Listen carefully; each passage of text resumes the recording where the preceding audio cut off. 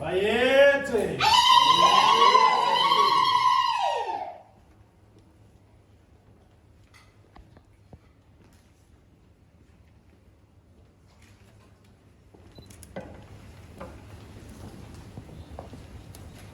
Gabezita.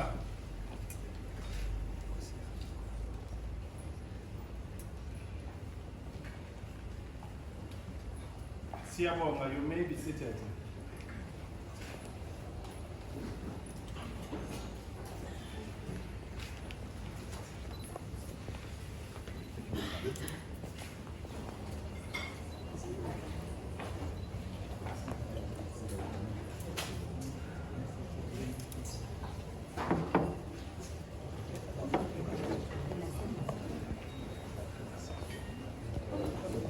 What has been happening and what is going to be happening, and then after that we're going to grant the contract.